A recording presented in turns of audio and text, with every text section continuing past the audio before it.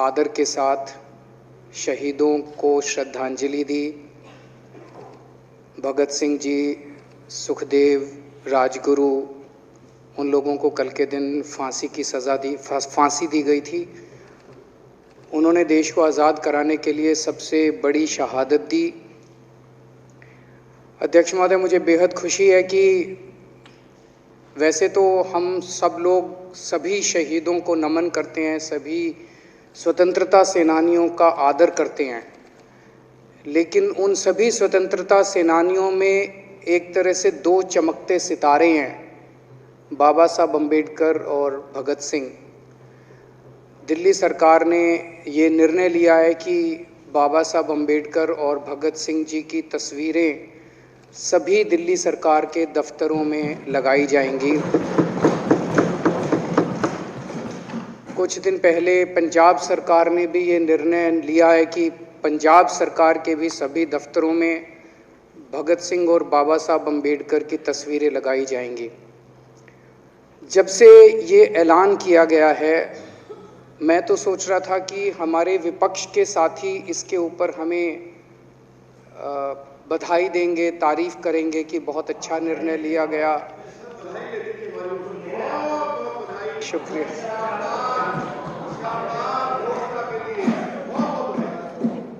लेकिन जब से ये ऐलान किया है कि इतना, यहाँ तो कहने के लिए कह दिया, बाहर एक मिनट मेरे को पूरा, हमें इतना क्रिटिसाइज किया जा रहा है। बीजेपी वाले कह रहे हैं कि बाबा साहब अम्बेडकर और भगत सिंह की क्यों लगाई, सावरकर की क्यों नहीं लगाई, हेडगेवार की क्यों नहीं लगाई। तो मैं कह रहा हूं भाई, सावरकर की और हेडगेवार की तुम लगा लो। अब देखो, जो बोल रहे थे उसमें तो किसी ने टिप्पणी नहीं की। मैंने कहा भाई सावरकर की बोल रहे हैं, सावरकर की और हेडगेवार की तुम लगा लो, हम बाबा साहब अम्बेडकर की और भगत सिंह की लगा लेते हैं। कांग्रेस वाले चिल्ला रहे हैं, इंदिरा गांधी की क्यों नहीं लगाई, राजीव गांधी की क्यों नहीं लगाई, सोनिया गांधी की क्यों नहीं लगाई। तो हम कह रहे हैं भाई, इंदिरा गांधी की तुम लगा लो, हम तो बाबा साहब अम्बेडकर की और भगत सिंह की लगाएंगे। अध्यक्ष महोदय, मेरे को पता नहीं था ये लोग बाबा साहब अम्बेडकर और भगत सिंह से ऐसी नफरत क्यों करते हैं सारे प्रतिपक्ष के लोग। मैं आपको बताता हूं क्यों करते हैं, और खासकर बीजेपी वाले बाबा साहब अम्बेडकर से इतनी नफरत क्यों करते हैं, मैं बताता हूं आपको। बाबा साहब अम्बेडकर ने संविधान बनाया, मैं बता देता हूं आपको, आप भी सेटिस्फाई हो जाओगे।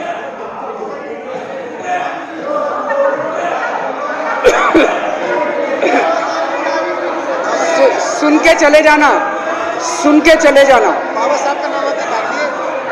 बाबा साहब का नाम सुनते ही वॉकआउट कर गए। बाबा साहब का नाम भी नहीं सुनना चाहते। बाबा साहब अम्बेडकर का नाम सुनते ही सुन तो लो।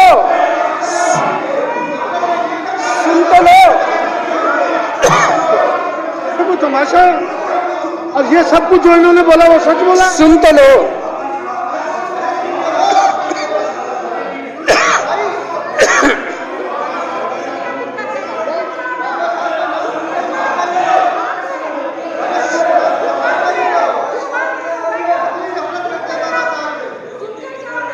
बाबा साहब अम्बेडकर ने, सदस्यों से प्रार्थना कर रहा हूं, अध्यक्ष महोदय, बाबा साहब अम्बेडकर ने, मुख्यमंत्री जी बोल रहे हैं, डिस्टर्ब ना करें प्लीज।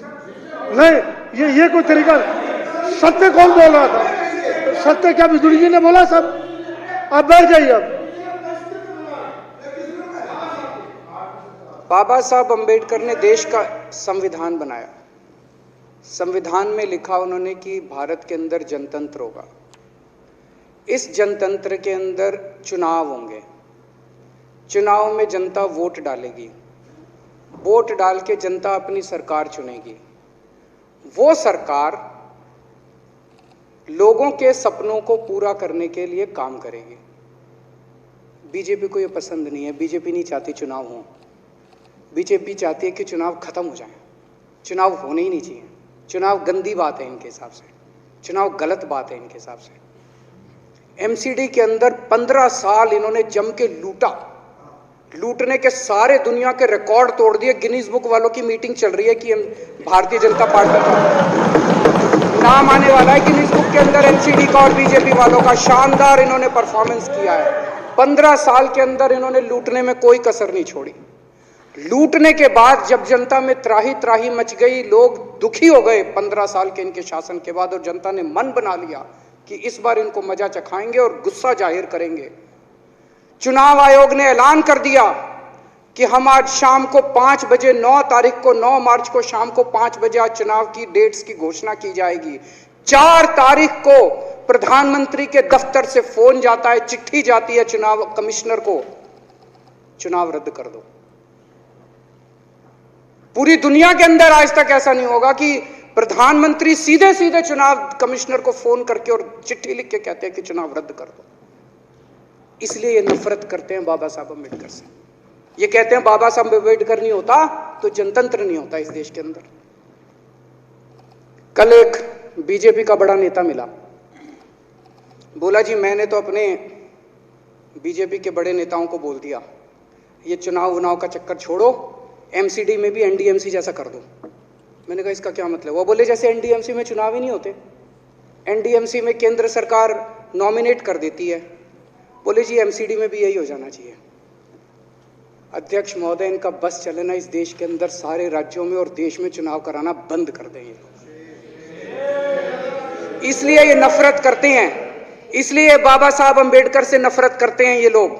बाबा साहब अम्बेडकर चुनाव की प्रक्रिया रख के गए थे, इनका बस चले तो ये चुनाव कराना बंद कर दे। कह रहे हैं हम तीनों एमसीडी को यूनिफाई करना चाहते हैं।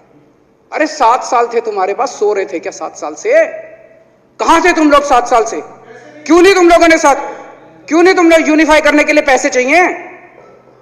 क्यों नहीं तुम लोगों ने यूनिफाई किया 7 साल से? चुनाव के 1 घंटे पहले तुम लोग चिट्ठी लिख रहे हो, अब सो के जागे हो कि अब यूनिफाई करोगे। तो यूनिफाई नहीं करना, चुनाव टालने हैं, क्योंकि हार रहे हैं। मेरी हाथ जोड़ के विनती है, हार जीत लगी रहती है, कभी ये पार्टी हारती है, कभी वो पार्टी हारती है, कभी आज बीजेपी हारती है, कभी आम आदमी पार्टी भी हारती है, कभी कांग्रेस हारती है। देश बड़ा है, देश की सोचो। आज आम आदमी पार्टी है, कल आम आदमी पार्टी हो सकता ना हो। आज बीजेपी है, कल बीजेपी हो ना हो। आज केजरीवाल है, कल केजरीवाल नहीं होगा। आज मोदी जी हैं, कल मोदी जी नहीं होंगे। कोई बड़ा नहीं है, देश बड़ा है, मुल्क बड़ा है, कौम बड़ी है, समाज बड़ा है। देश को नहीं झुकने देना, देश को नहीं टूटने देना, देश को नहीं किसी भी हालत में देश पे आंच नहीं आनी चाहिए। ये लोग देश के साथ खिलवाड़ कर रहे हैं, ये लोग संविधान के साथ खिलवाड़ कह रहे हैं। हम यूनिफाई करना चाहते हैं। इन्होंने एक चिट्ठी लिख दी चुनाव आयोग को कि हम तीनों एमसीडी को यूनिफाई कर रहे हैं, इसलिए चुनाव टाल दो। चुनाव आयोग ने चुनाव टाल दिया। कल को दिसंबर में गुजरात के चुनाव हो रहे हैं। अब जनता कह रही है ये गुजरात हारेंगे। अब अगर ये गुजरात हारेंगे तो ये 10 दिन पहले चिट्ठी लिख देंगे चुनाव आयोग को कि भाई हम गुजरात को और महाराष्ट्र को एक कर रहे हैं, इसलिए गुजरात के चुनाव टाल दो। गुजरात के चुनाव टल जाएंगे। अगली बार ये लोकसभा हारेंगे, चिट्ठी लिख देंगे जी ये पार्लियामेंट्री फॉर्म ऑफ सिस्टम बड़ा खराब है, हम प्रेसिडेंशियल फॉर्म ऑफ सिस्टम ला रहे हैं, संविधान बदल रहे हैं, चुनाव टाल दो। चुनाव टल जाएंगे। ये क्या मजाक बना रखा है इन्होंने, नौटंकी कर रखी है इन्होंने। भारत जनतंत्र है, देश ये बर्दाश्त नहीं करने वाला जो इन्होंने नौटंकी कर रखी है।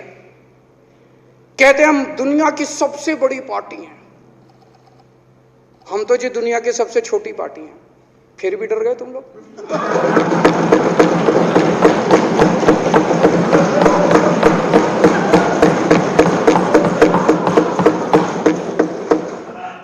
दुनिया की सबसे बड़ी पार्टी दुनिया की सबसे छोटी पार्टी से डर के भाग गई। क्या कायर हो यार। हिम्मत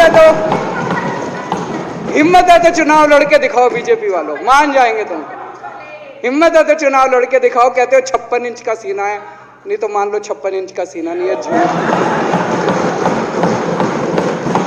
नहीं तो मान लो कुर्ते के नीचे 56 इंच का सीना नहीं है, झूठ है ये। कल मैंने देखा, आपको भी बुरा लगा, मैं आपके कमरे में जब चाय पीने आया, आपने मेरे साथ अपना दुख शेयर किया कि जब एलजी साहब ने भाषण शुरू किया, ये सारे खड़े हो गए नारे लगाने। क्या कश्मीर फाइल्स टैक्स फ्री करो, और पीछे से 2 जने कह रहे थे दारू की दुकानें बंद करो। अब इनको भी नहीं पता आज नारे किस चीज के लगाने, ऊपर से आया तो था ऊपर से आया तो था। तो 2 जने कह रहे थे दारू की दुकान बंद करो, आगे वाले कह रहे थे कश्मीर फाइल्स टैक्स फ्री करो, फिर दूसरे वाले ने कहा बे आज कश्मीर वाला नारा लगाना है। तो जैसे रैलियां होती हैं उसमें कुछ टीवी वाले माइक लगा देते हैं कि हाँ जी किस लिए आए हो, तो वो यूं यूं देखता है किस लिए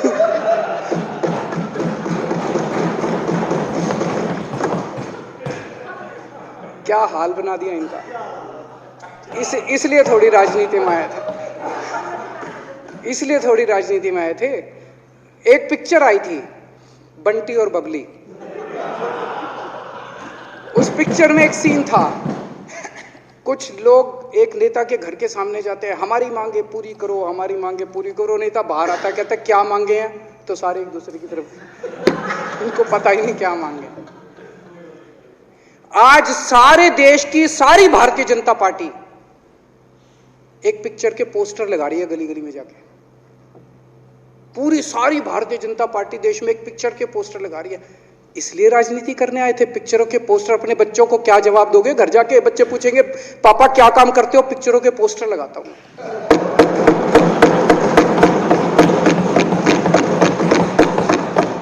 8 साल केंद्र सरकार चलाने के बाद अगर किसी देश के प्रधानमंत्री को विवेक अग्निहोत्री के चरणों में शरण लेनी पड़े तो इसका मतलब उस प्रधानमंत्री ने 8 साल में कोई काम नहीं किया, 8 साल खराब कर दिए। बताओ, विवेक अग्निहोत्री के चरणों में उनको शरण लेनी पड़ रही है, बचा लो बचा लो बचा लो। अगर किसी प्रधानमंत्री को कह रहे हैं कश्मीर फाइल्स टैक्स फ्री करो, अरे यूट्यूब पे डाल दो, फ्री हो जाएगी। टैक्स फ्री क्यों करा रहे हो? इतना ही तुमको शौक है, विवेक अग्निहोत्री को बोलो यूट्यूब पे डाल देगा, सारी पिक्चर फ्री है, सारे जने देख लेंगे एक ही दिन के अंदर। टैक्स फ्री की क्या जरूरत है? यूट्यूब पे क्यों नहीं डाल? कल एक मैंने अखबार में पढ़ा, हरियाणा के अंदर एक भारतीय जनता पार्टी का ही एक एमएलए था, उसने कहा आज मैं पार्क के अंदर इसकी फ्री स्क्रीनिंग करूंगा। तुरंत विवेक अग्निहोत्री का ट्वीट आया खट्टर साहब के, खट्टर साहब देखो ये फ्री में कर रहा है, इसको बोलो टिकट लेके करेगा। भाई साहब, कश्मीरी पंडितों के नाम पे कुछ लोग करोड़ों रुपए कमा रहे हैं और तुम लोगों को पोस्टर लगाने का काम दे दिया। आंखें खोलो, क्या कर रहे हो तुम लोग? वो करोड़ों कमा गया, कश्मीरी पंडितों के नाम पे करोड़ों कमा गया और तुम लोग पोस्टर लगाते रह गए। क्या हाल बना दिया तुम लोगों का यार, आंखें खोलो तुम लोग।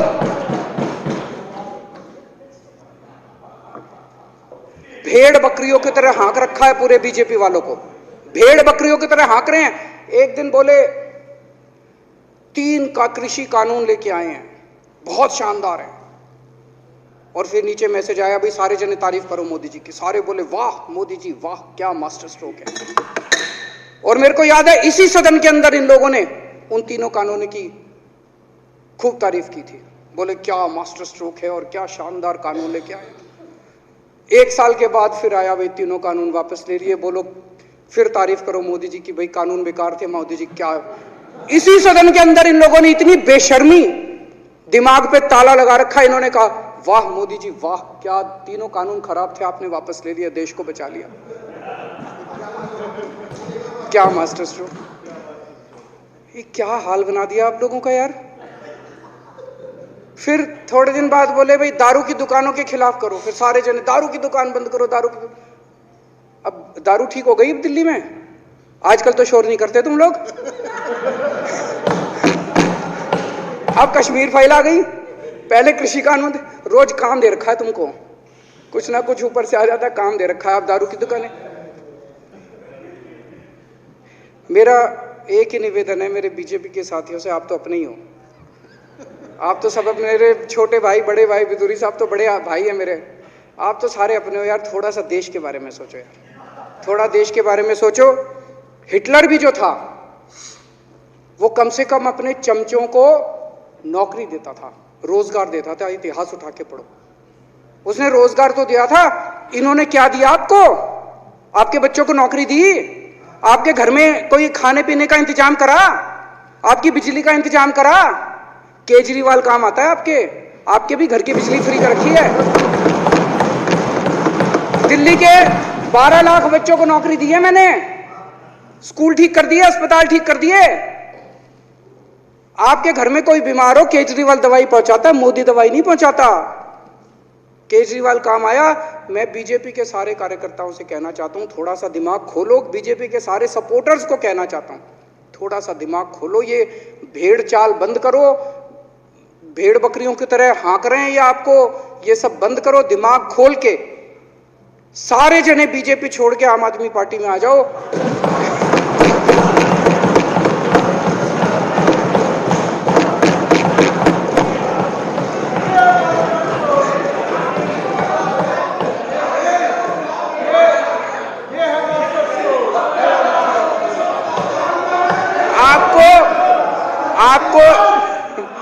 आपको इज्जत मिलेगी, सम्मान मिलेगा।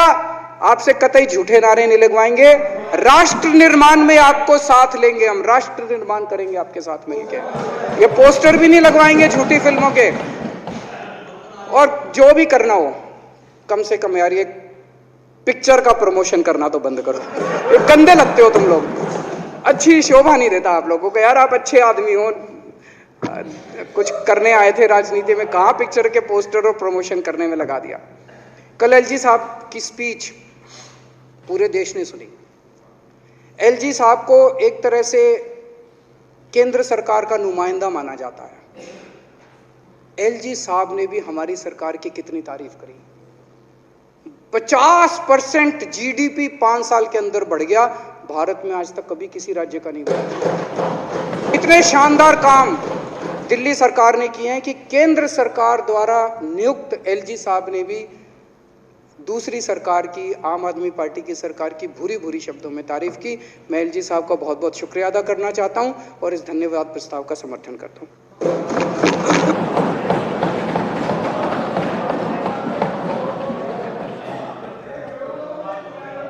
अब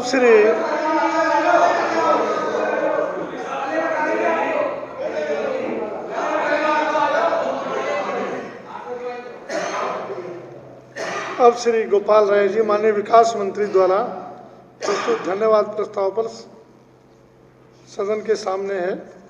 माने कि यह सदन उपराज्यपाल द्वारा दिनांक 23 मार्च 2022 को विधानसभा में दिए गए अभिभाषण के लिए उनके प्रति हार्दिक आभार प्रकट करता है।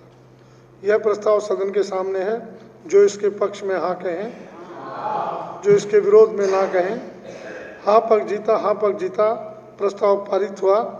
माननीय उपराज्यपाल महोदय को इसकी सूचना दे दी जाएगी।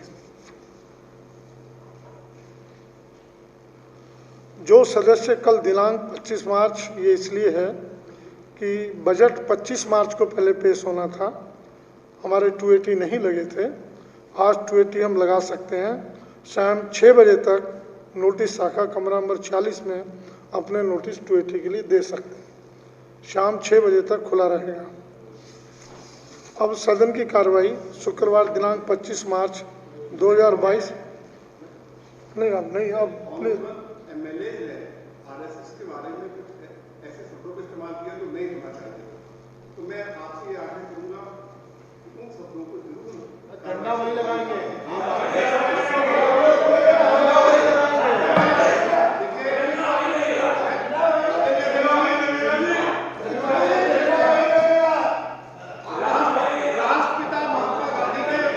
नहीं, कौन से शब्द इस्तेमाल किए? शब्द तो बोलिए, शब्द कौन से इस्तेमाल किए?